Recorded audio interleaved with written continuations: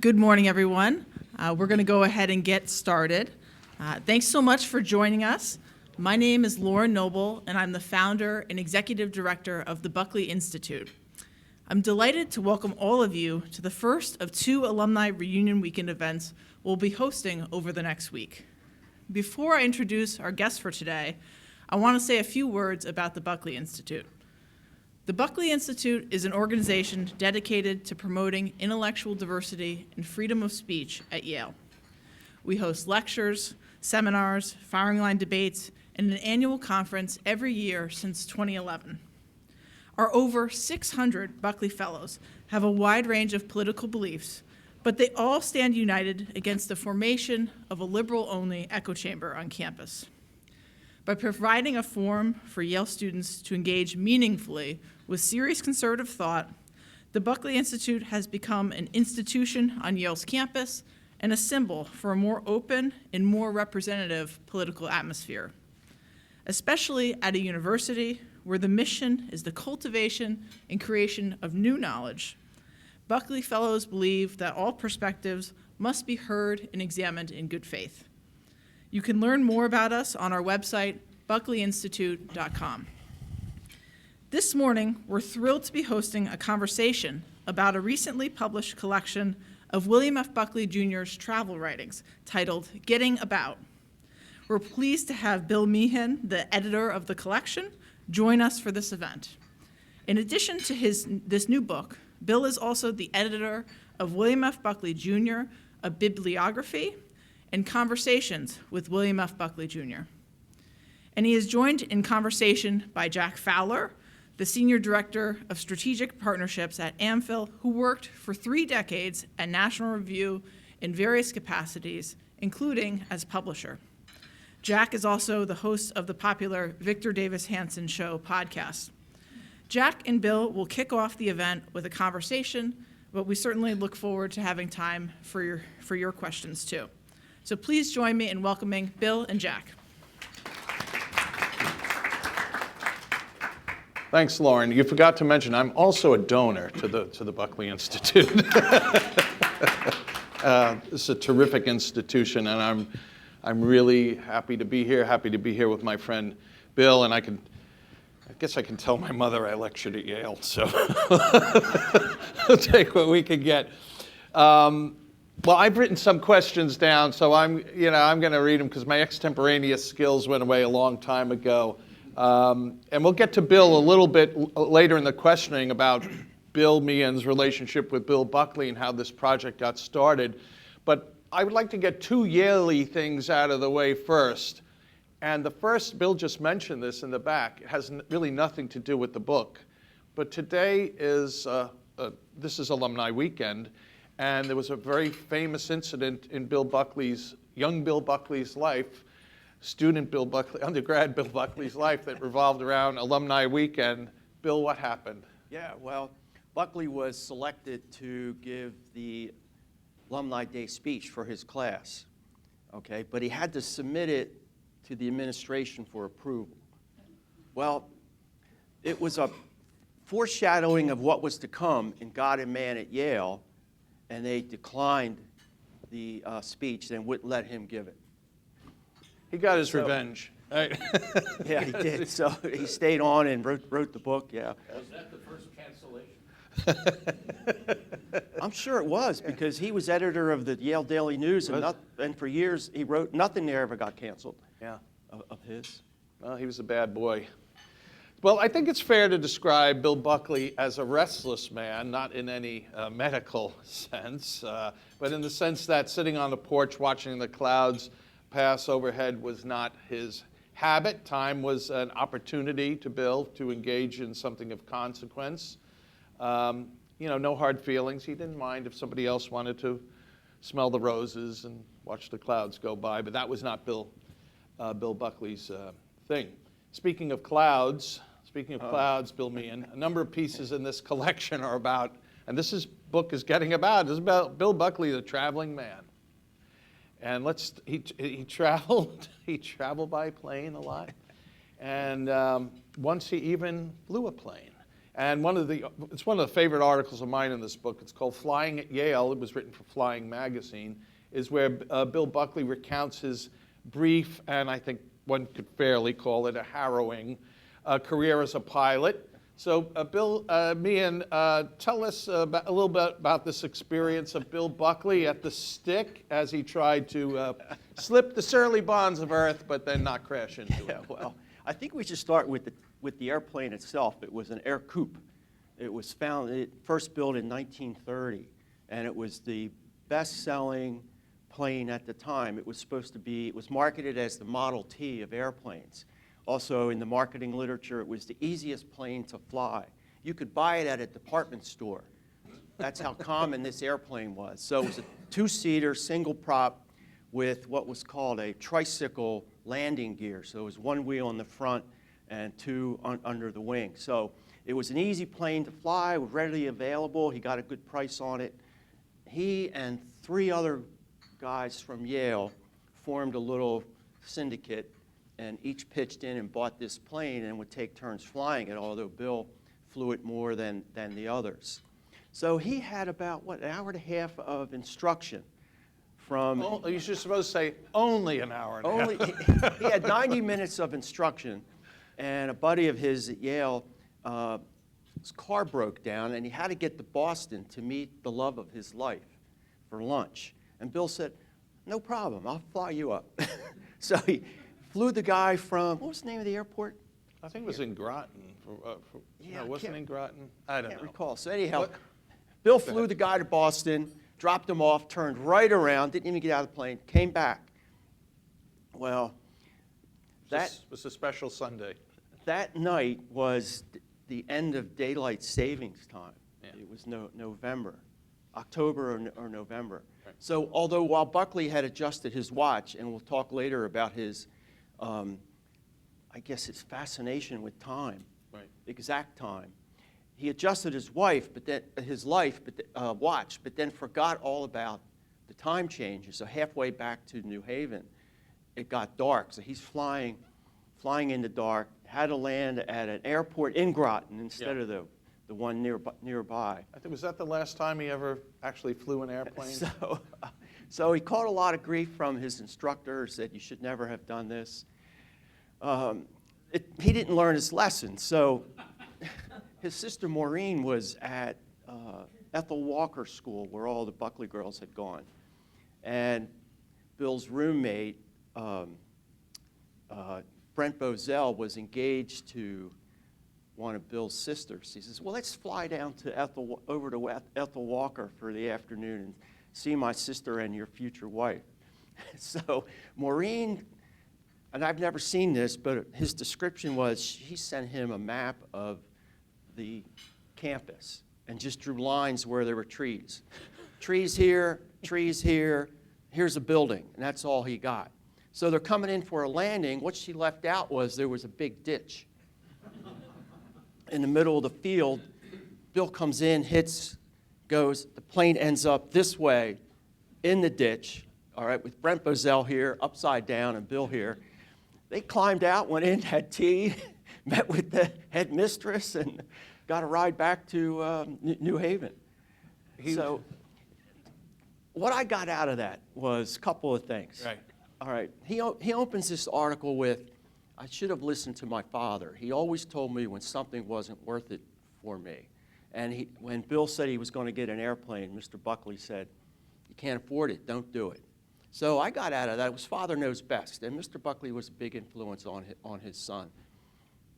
But you saw some other things in there about Yale. With the guys, they couldn't tell their fathers they bought this plane because they all thought like Mr. Buckley, don't do it. So they would have covert communications, which I guess could have been cool to them because they were probably in a secret society and used to communicating secretly. Well, this book, we could steal the movie title, Planes, Trains, and Automobiles, that reflects all of the passions of Bill Buckley, the traveling man, and we should planes, trains, automobiles, yachts, and submersibles could have been the subtitle of this, given the scope of all Bill's travel and all Bill's travel writings. And I think you could have had a second book here, Bill Meehan with all the Oh, Bill definitely. Buckley writing. Yep. So let's talk about, keep it up in the air for a minute or two. And again, I was the publisher of National Review. I dealt with Bill pretty intimately towards the end of his life. Not so much intimate over the years, but I always knew Bill would be game for what I would call a side hustle. I don't know if you ever remember, he invented the Buckley system for music. Like he cast aside the 88 keys on the piano and wrote some other Buckley method, and it was being sold in Parade magazine. There's all these kind of things Bill would do. But when it came to travel and getting about, which is the title of this book, there was really one interesting side hustle, again I'll call it, and that's when Bill was approached to do an around-the-world trip in the Concorde, which was then a new. Was anyone here on that trip? No. Okay. And Bill Buckley wrote about 10 articles related to this trip, and there was some interesting things happen, including one point the plane didn't arrive with all its pieces intact. But Bill Meehan, I think this is really interesting, and a story of Bill, stories of Bill. So why don't you tell us about Bill the Concorde Man? Yeah, so a guy named Don Pevsner was in charge. He was the tour director here, so they had to get 100 people to go on this trip at $39,000 per person. What year? 87. Oh, no, wait. I think it was 87, or thereabouts. Well, no, it was 89, sorry. It was 89. Bill pays up $39,000. The plane was filled. They made 9 stops, and then he wrote a follow-up to it. They started at JFK, went to Acapulco, Hawaii, Tahiti, New Zealand, Sydney, Sri Lanka, Kenya, and then Cape Town, finally. 23 days, 39,000 miles. I think what this shows about Buckley is, as a lot of you know, he could type at lightning speed. He could type in the dark, okay? So he didn't need light to type. He filed these articles every day when they arrived somewhere. So it shows how remarkable he is. No 2 articles are alike here on these 9 stops. And then on top of that, when they got to Sydney, he taped 3 firing line shows beginning 1 hour after they arrived in Sydney. So this reflects what we're going to talk, I think, a little bit about later, is that he worked constantly. He was always on the go and always working, no matter where he was, in the car, on an airplane, on a boat, Yeah. at home. Yeah, as I said at the beginning, time mattered to him, and he would not waste a second. When you went out to lunch with him, he ordered everything up front. He expected. I don't think he ordered ice cream because it would have melted. But it was there were famous incidents or stories of Bill, having dinner at his house with people, and he'd disappear for 20 minutes, and he'd come back and he'd say, I just wrote a column. So, while you guys are having your appetizers. Yeah, George Nash tells that story really well because he got it firsthand. He was waiting for Bill Buckley at the National Review office at 34th Street, and George arrived, and Bill looked out the window and says, "Hey, I'll be down in 20 minutes. I got to write a column." And George Nash tells that story today, and none of it ever changes. So he heard that firsthand. Yeah. 20 minutes it took him to write a column, which were generally 750 to, some of them were 810 to 820 words in 20 minutes. So that showed a lot about Bill Buckley. It showed his physical stamina. If you met him, as some of you might have, you wouldn't picture him to be someone who can endure such discomfort traveling like that. But his life was spent moving all the time. He skied, he sailed, where he says that the endurance that you have to show to get across the Atlantic or the Pacific is the key to getting across the Atlantic. Yeah. You have to be able to endure the physical discomfort.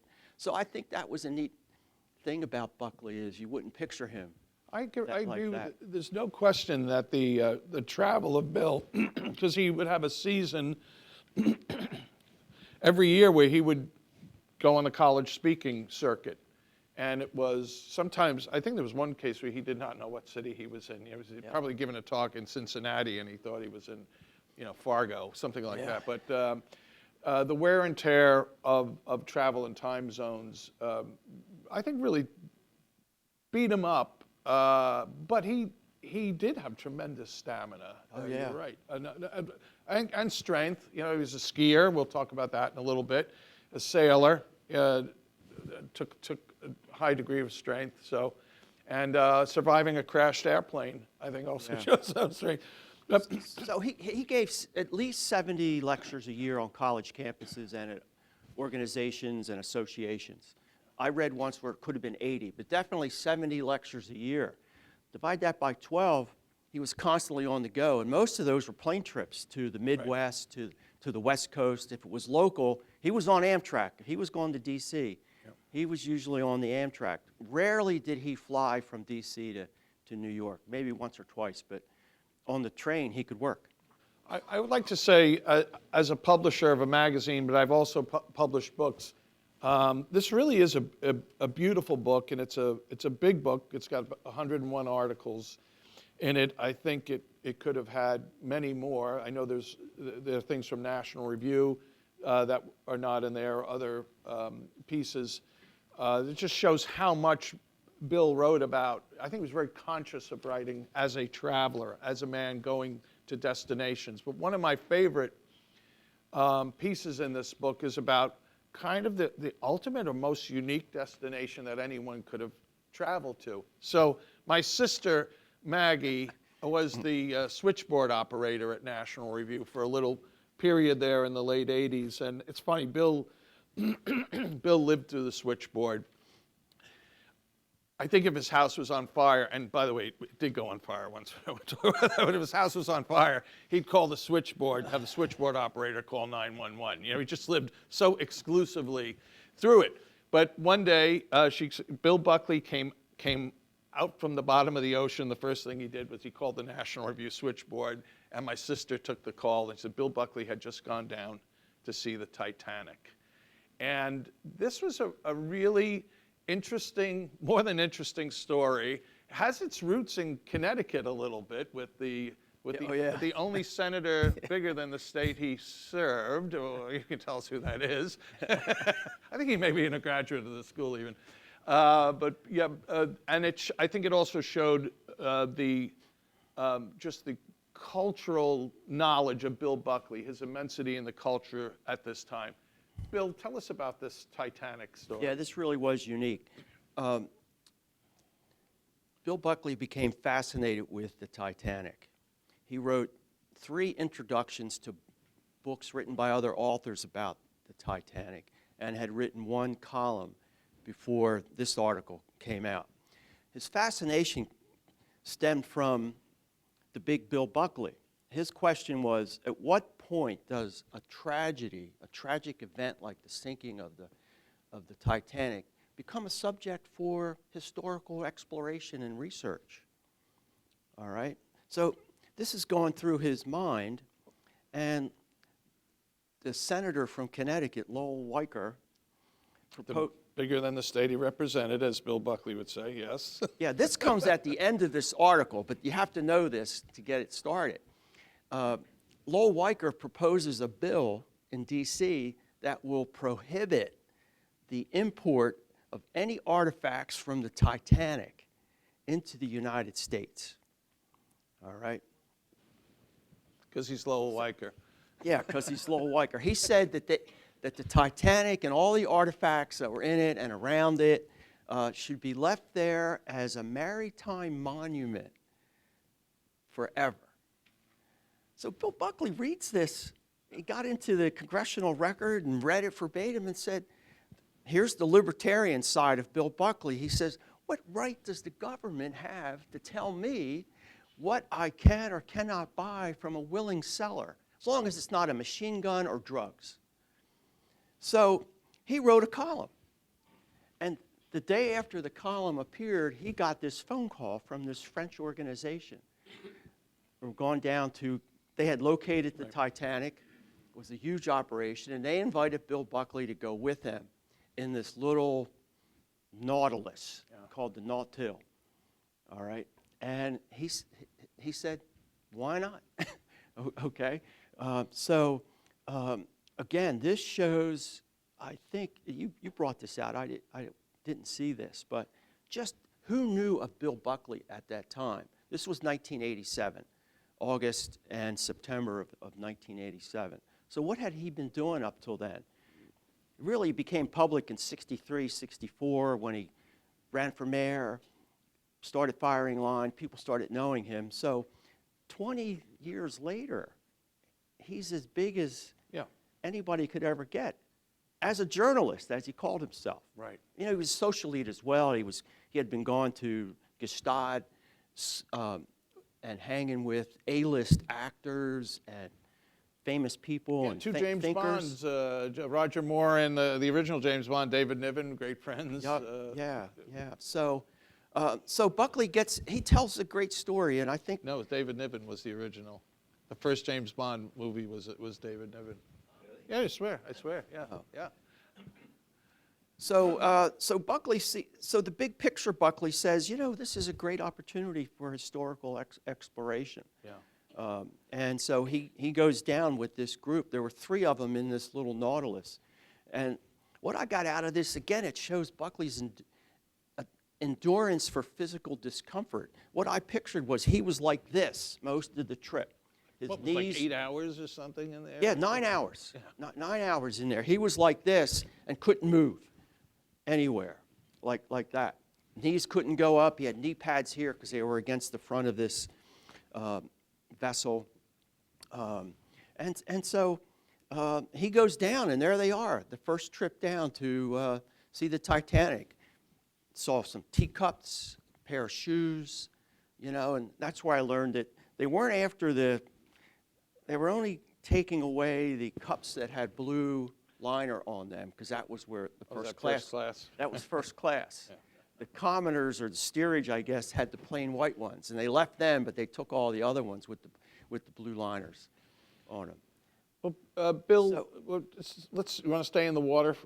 Well, maybe we'll stay on top of the water. Bill Buckley, the sailor, and at National Review, we always had a prejudice that people knew Bill Buckley because he was the founder and the editor of National Review. But I soon came not to believe that. I mean, I love National Review, still do, but many people came to know Bill Buckley through Firing Line, through his novels, which Bill will talk about in a little bit, and many through his sailing books, of which there were 3, Airborne and Racing Through Paradise. Were there 4? 4. I haven't written that. Ended the affair in 91. Oh, right. And Atlantic High, yeah. Atlantic High was the first one. Yeah. So he wrote books about these expeditions, but he also wrote numerous articles for sailing magazines and small sailings, including one where a very famous one about leaving garbage up on we'll get to that. Nova Scotia. But anyway, talk about, again, this is a book getting about. It's about this man that liked to get from point A to point B, sometimes because he just had to get there for a speech. Sometimes it was for pure enjoyment. Yeah. And the sailing, I think, is probably more of the thing that was truly a passion for him. But tell us. It was, yeah. Sailing for him was a real passion, and it was a pleasurable experience. So the very first article in this book, a beginner's, what is it? Amateur skipper talks back. He lays it out, what he wants to get out of sailing, and he contrasts the amateur sailor, which he thought he was, and the professional sailor. And he said the amateur sailor gets into a boat for the pure pleasure of the experience and takes delight in raising a sail as fast as he could, or in maneuvering the spinnaker, or tying rope, at the dock, whereas the professional would never be able to experience that. So from 1958, so Buckley now had been sailing for 20 years. Okay, he got his first boat when he was 13, a 13-foot boat he called Sweet Isolation. Then he got a 14-foot boat. Then he went up to a 42-foot boat.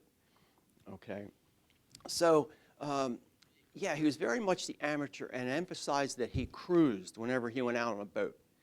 Okay, he was cruising. And so 31 articles in this book pertain to sailing, and we left a whole lot out. Yeah, So- there's 101 articles, so that's pretty significant. It is, yeah. So, yeah, we left out the New Yorker serialized 2 of the sailing books of the 4, and there were some other articles we left out too, but 31 here, 30% pertain to sailing. He found in sailing not only the pleasure of the experience, well, what heightened the pleasure of experience is he was with friends. All right, all of his sails were with family and close friends. So he typically took a sail at Christmas Day to New Year's, or the week going up to Christmas Day, and that was with family. His wife always went, her sister, her husband, Christopher was always with them, and I think Danny might have been on some of these family cruises. Danny Merritt, who was a neighbor, Yeah. best friend of Christopher growing up in Stamford, and the first mate on most of the Yeah, and so he did these 4 transatlantic cruises with the same crew, all right? And these guys were his friends. And he said there's no experience like sitting in a cockpit in the evening as the sun's going down, smoking a cigar and having a glass of Bordeaux. He said nothing was like that until he got to Alta, which we'll get to later, and skied. So it was really a big part of his life. And if I can quote what he says about it in this article from 1958, sailing is a glorious sensation that I want to pursue all of my days. I think that sums it up. Being on a boat for Buckley, I even wrote about this, and no one's ever said anything, but I thought he approached Wordsworthian sublimity out on a sailboat. And he even said that pulling it at a nightfall landing was sublime for him. But he felt emotions on a sailboat that he didn't feel doing anything else. And that's why I thought it was very Wordsworthian of him, because he was, of course, the romantic poet who I thought was the most emotional of all the romantic poets. Oh, that's cool. I didn't know we didn't discuss that. Not that we had to. But that's Well, pretty cool. If anybody wants to argue with that, I'd be glad to. No. But Well, I thought it was pretty accurate. No one's ever questioned it. Jeff Nelson never questioned Yeah. it. So. Well, the one thing about, again, I'm never called Bill reckless, but time mattered, as we said before, and it relates a little to sailing. I think he did have a nickname of Captain Crunch when he brought his, Yeah. his sailboats in a little too Yeah, swiftly. so he had a lot of misadventures on a sailboat too, which he writes about. He was towed once by the Coast Guard off the coast of Florida when the engine malfunctioned, and the Coast Guard came to his rescue. And another time, he was off the coast of New Jersey, and they hit some shoals, and the Coast Guard said, "Sorry, Mr. Buckley, we can't help you." Okay, so he created something later, I think it was early 80s, called Buckley Watch Time, BWT. So when you got on a sailboat with Buckley, you moved your watch an hour ahead. All right? Why did he do this? Okay? One was you have cocktails now at 7 instead of 6, and you have dinner at 8 instead of 7. So, he traveled in style. Yeah. And this was he said to have cocktails at 6 would, I forget his word, violate the Calvinist streak in all of this, and having dinner at 7, it violates the Mediterranean streak in everybody or something like that. Let's pick up two themes here that you mentioned, and one is you just mentioned time, and you wanted to talk about Bill's fascination with time, which I think maybe has something to do with sailing also, about precision. Yeah. And then also friendship. I always felt Bill had like 500 best friends, but I think they really were. But that's one of the things that comes through in this book, which I feel this book is sort of, it's in its way, it's not a biography of Bill, but you get the essence of the man. And here's a man that valued friendship immensely and most profoundly, I think, through sailing. So if you want to talk about time and friendship, Bill. Yeah, well, the number one rule after putting your watch an hour ahead on a sailboat with Buckley is there can be no disagreement among the crew.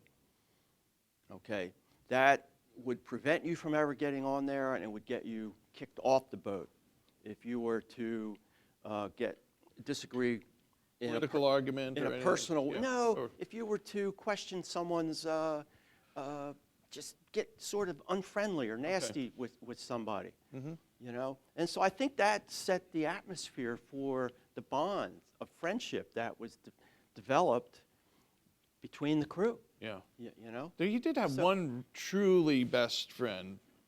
I would say, well, you maybe had more, but Van Galbraith was on many of the. Van's the late Van Galbraith. Well, Van was a classmate at Buckley's here, and I think they were both in. I know Buckley was Skull and Bones. I think Galbraith was too. We'll never know. No. Okay. Well, Van Galbraith went on at least 3 of those ocean cruises. And he went on a number of the other sails with Buckley. And this was while he was ambassador to Paris during Reagan's presidency. Yeah. You know, he would take time off and go on the boat rides. Yeah. Van was the chairman of the board of National Review, and for a brief period when I was publisher, I had to deal with him. He was the loveliest man. Yeah, I never met him, but Buckley, of course, wrote glowingly of him. He was a banker, I think. And then was appointed ambassador to France. Yeah, he was, under he was on the board of whatever the French company is with Clicquot. Yeah. Well, and time, Buckley was obsessed with time.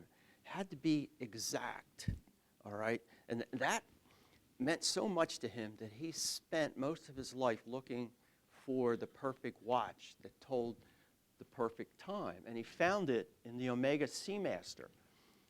And this was probably 85. He wrote an article called The Best Watch and Why. And it was a fascinating article about his discovery of the Omega Seamaster, which was the James Bond watch. oh, Okay? And he said this watch, bar none, was the best watch he had ever had because it told perfect time and never lost a second. well, can we talk? Go ahead. Sorry. I was going to ask you about friends again. Okay, go ahead. Because you're one, right? Yeah, I think so. Yeah, you are. Later in life, well, tell us about how you came to know Bill Buckley and how he came to befriend you and be, no false modesty, how important some of the projects you worked on with Bill were very much important to him and his legacy. And this is part of what the Buckley Institute is the importance of Bill Buckley's legacy, and you've played a pretty important role in it. Yeah, well, I never heard of Bill Buckley until I was 30 years old, actually 28. I'd never voted. So I was born in 55. I didn't vote until 1988. All right, I was truly apolitical. All right, so I find myself in 1982 to 85 working in the Soviet Union in China during the Cold War. All right, and so before I left on one of these trips, my best friend said, I think you ought to read this magazine. It was National Review. I'd never heard of it. He says, this is written for you. You're a conservative Catholic. I think you'd like it. So I took the magazine and read it. Shortly after that, on a Friday evening at the University of Delaware. So I was in graduate school there studying linguistics. And I got into the habit of staying at the library on Fridays because everybody cleared out, so it was very peaceful there. So I always stopped by the new book section, new arrivals, I think they called them. And then I see this thing, Bill Buckley. I said, God, that's got to be the guy from the magazine. Pulled it off, and it was a novel called The Story of Henry Todd, which was novel number 4, I think, maybe 3. So I opened it up. Of the Blackford Oaks Of the Blackford series. Oaks, yeah, I'm sorry. It was part of the Blackford Oaks series. So it was novel number 4 of what turned out to be 11 novels about Blackford Oaks. I opened it up, and I got to this page where I read this fictional letter that this character on a train ride in Germany has written to a woman who caught his attention at the dining car. And I was fascinated with this story that Blackford Oaks told of who he was, totally made up just to get the woman's attention. And so I read the whole book the next weekend, that weekend.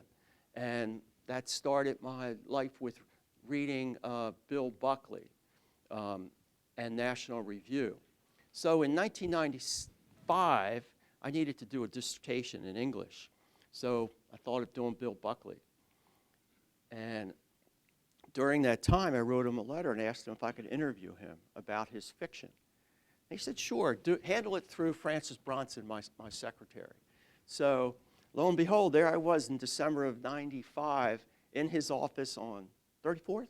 35th. I always get that. Well, that's all right. 35th, where he gave me 90 minutes of his time talking about his novels. And at the end of that interview, he said, look, when you're done your studies, would you be interested in compiling my bibliography? I said, sure. So this was December, and I got in touch with him the following August and said, hey, I'm done. He said, well, come up when you can to New York, and we'll get things going. So that started in January of 97, all right, and took 6 years to do. He thought it could be done in a year. He had no idea how much he had wrote. he had no idea what was involved in compiling and annotating 7,300 articles that he had written up to that point, you know, and then reading all the books and all the other articles in magazines other than National Review, plus all the National Review articles. So that was my start with him, and I worked with him closely over those 6 years because some decisions had things like there were some, National Review has a library with all the old copies up there. And in the front of the magazine, as you guys know if you get it, there's the week.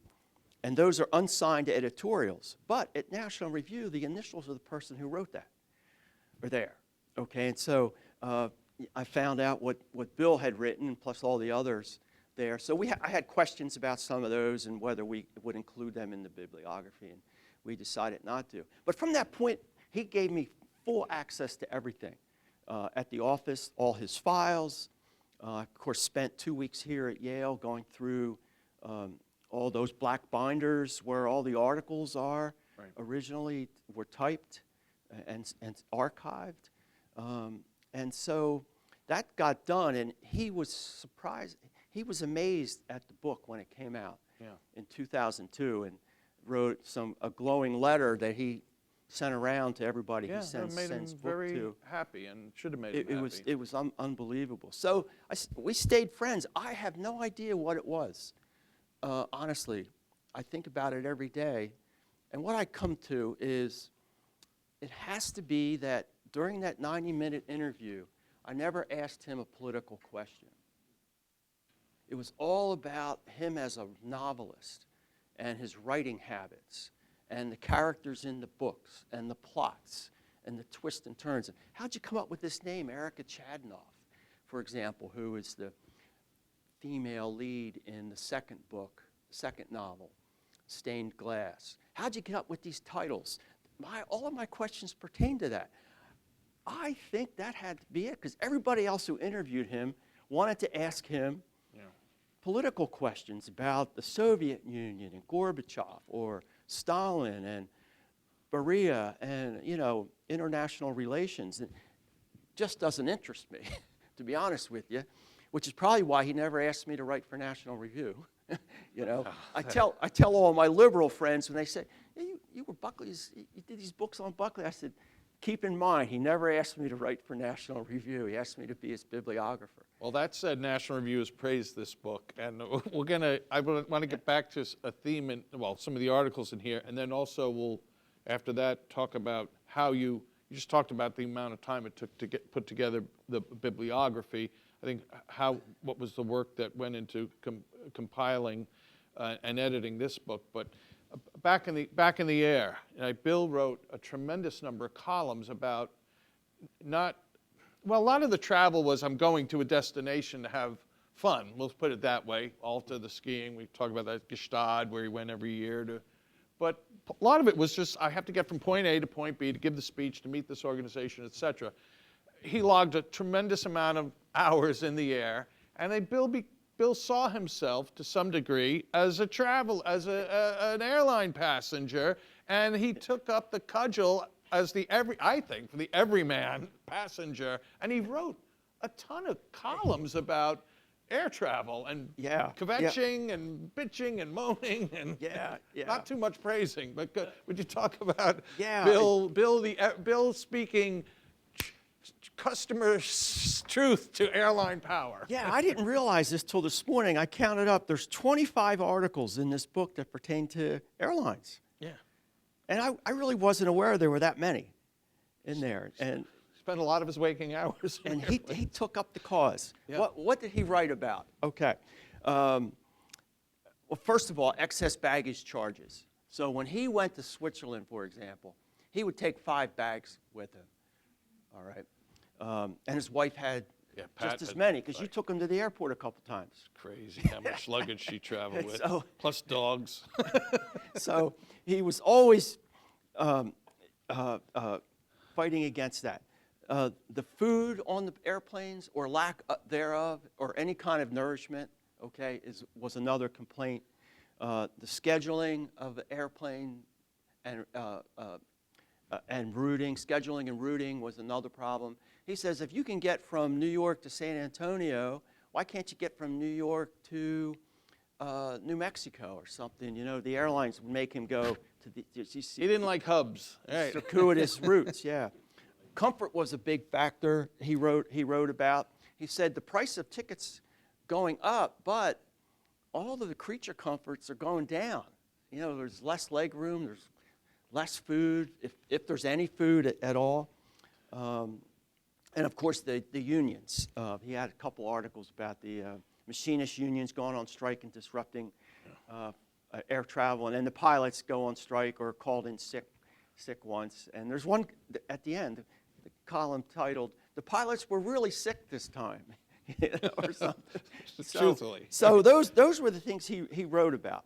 And so, being his witty self, in one article he comes up, I've got the perfect idea for a box lunch that you can buy in an airport.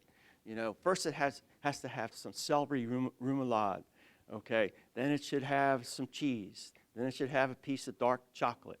Then it should have a piece of bread or a pastry. Right. Then it should have not only white Alsatian wine, it should have some small bottle of Bordeaux. And then coffee should follow, not in a paper cup, but in a real cup. So he complained about getting coffee in a paper cup once. Quite the box lunch there. So he needed leg room. And so he would typically fly first class, and sometimes he would get the bulkhead seat. And even that was a complaint. He says, can't put your feet out. Why? Because the pouch for the material is where your feet should go. He says, why isn't that 3 feet higher? All right, and give you more room down here for your feet. These kinds of common sense thoughts of the everyman traveler, all right, and economical complaints, all right, where the cost didn't match the benefit. Yeah.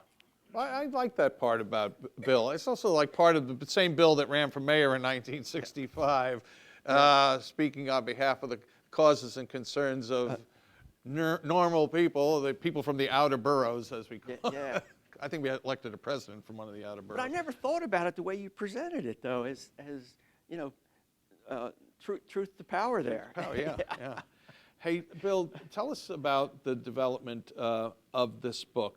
Again, 101 just articles, never mind books Bill Buckley wrote about travel. There's a lot. I mean, the thing when you publish a book and the publisher will say, you know, it's going to be 433 pages. Well, you know, you've got to make cuts based on just the size of the book, and it can be difficult to cut some pieces. But talk about the process. Well, this came out of a course I taught at the University of Delaware called Travel Literature, and Buckley, of course, was on the syllabus. And so it got me more interested in his travel writing. So I put together a proposal and sent it to Roger Kimball, who's, I guess, the chairman here. Chairman of this board. Chairman of the board and the publisher of Encounter Books, who did this book. He said, yeah, we got to do it. And I had proposed doing it in 2025, which will be Buckley's centenary, 100th anniversary of his birth. And Roger said, no, we got to do it now. Nobody knows who Buckley is. We got to keep his Torch name lit, yeah. Yeah, keep the torch lit. Thank you. And so that meant from January, he says, and we need it May 1st. All right, so this is early January. I hadn't done a bit of work on this book. All I did was write a proposal. I had no idea what articles were going to go in it, you know. But I do know that all the articles existed as PDFs. Tell us where. Oh, yeah, at Hillsdale College, they have an archive of all of Buckley's articles. They're online in PDF form, every one of them.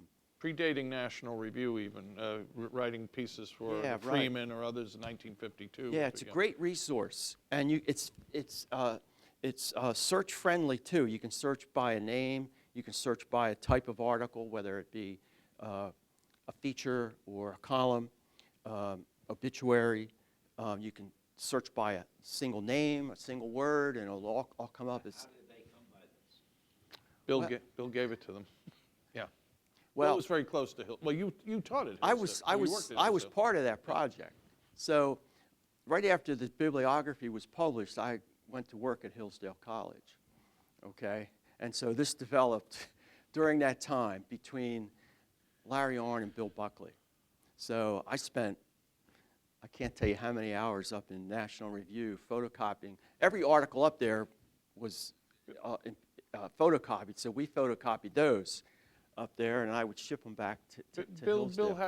Bill had a connection to Hillsdale. He obviously had a connection to Yale. Yeah. But Hillsdale, he was also involved in supporting the school and its project, and so he had an affinity. I think it was a natural and a good thing that he. Yeah. What was his relationship to Yale? Maybe I'm falling into the trap of asking about something about politics, but. For the recording. All right. Did he ever make peace with Yale? What was his relationship with Yale as time went on? Oh, that's a good question. Well, his archives are here, so I think if Bill had a no quarter position with Yale, that would not have happened. He had wanted to run. He did run for the board of. Did he? I think the rules have changed recently, but so I'm told. Well, I can answer that. Yeah. Because in '97, could have been '98, Yale gave him an honorary degree on this weekend. And so the New York Times wrote an article and said, Yale has made peace with Buckley. So I wrote to the editor and I said, what? Buckley donated his entire archive to Yale years ago. He's the one who's extended the olive branch. So I get a call from the letters of the editor. He says, you're Buckley's bibliographer? We got to publish this. So they published this letter of mine, so I can speak directly to that. So he's the one who extended the hand. And eventually Yale responded.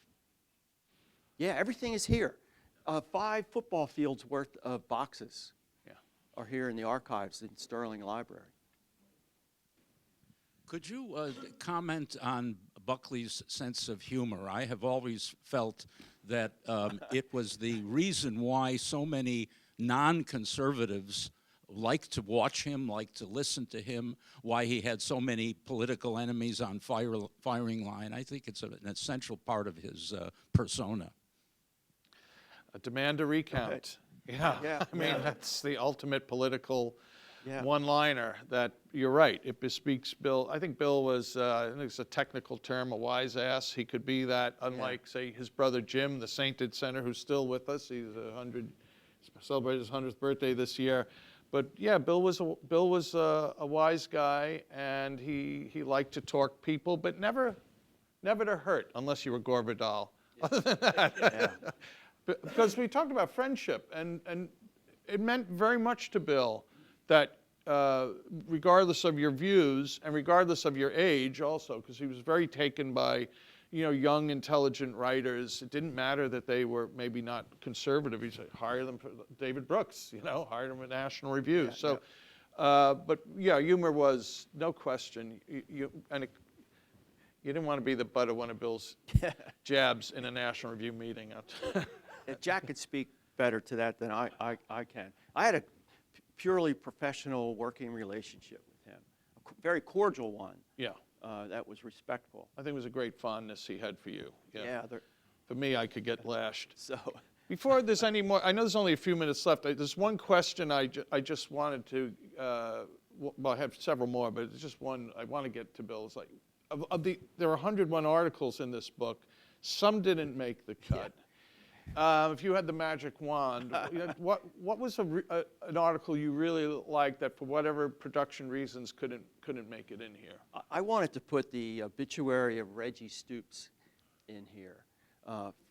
Buckley is a master eulogist. No one can write an obituary like he can. And James Rosen showed that with his book, Keep the Torch Lit. A torch kept lit. Which was a collection of Bill Buckley's obituaries. They're remarkable, and I encourage you to read them.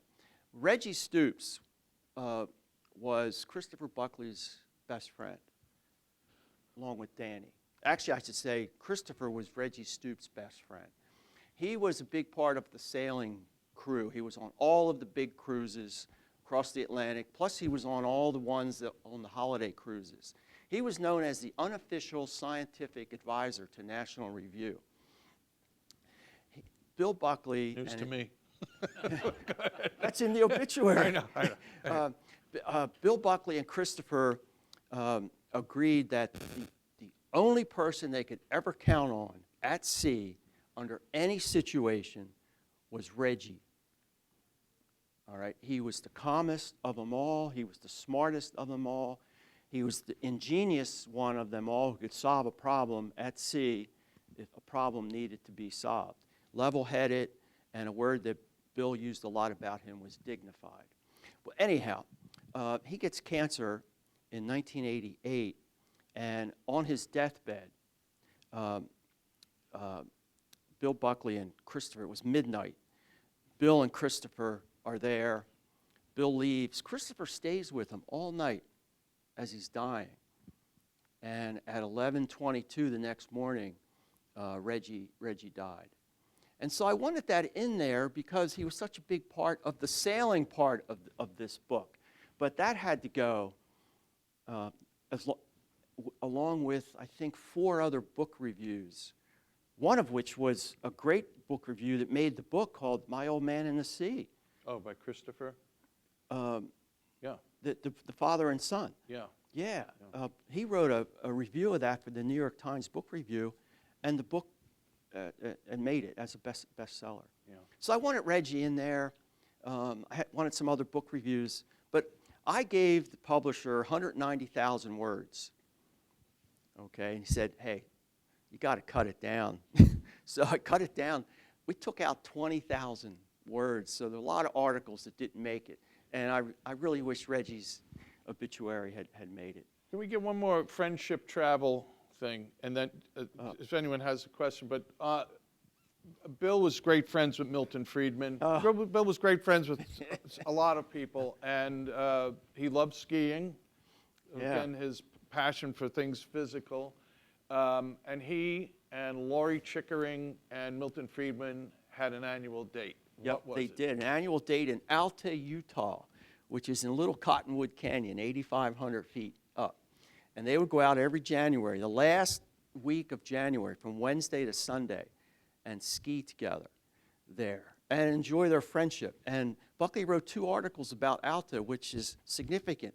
He wrote only 2 articles about 3 subjects: Alta, the Orient Express, and not the Viking cruise.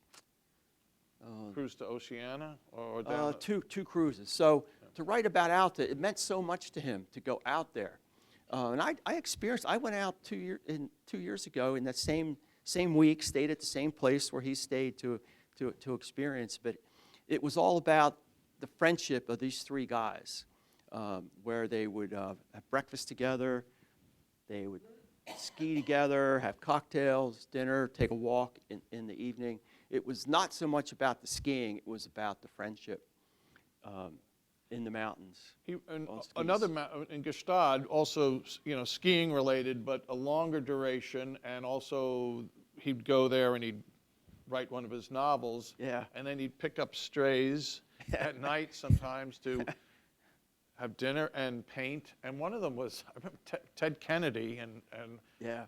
hanging around with Bill, painting pictures, and well, it shows Bill's openness. Yeah, he said something to me that has stuck with me since 1997, and it came up in our interview at that time in 95. And I didn't prompt him. He just said, "I don't talk shop after work unless somebody asks me a question. Then I have to respond. But otherwise, there's so much more to talk about." And he made a list: opera, paintings, museums, books, novels, anything other than politics. Yeah. And that was just, I've never forgot that, and it's been a sort of a guiding light for me in his model. dealing with all of my liberal friends on campus. Right. I say, look, we can be friends. There's so much more to talk about. Right. Did somebody have a question? Well, you basically answered my question. I wanted to know about Alta and Gstaad. Okay. Okay. Thanks so much, and thank you for saying Alta, not Alta. Yeah. Most people say. I didn't know until I went out there.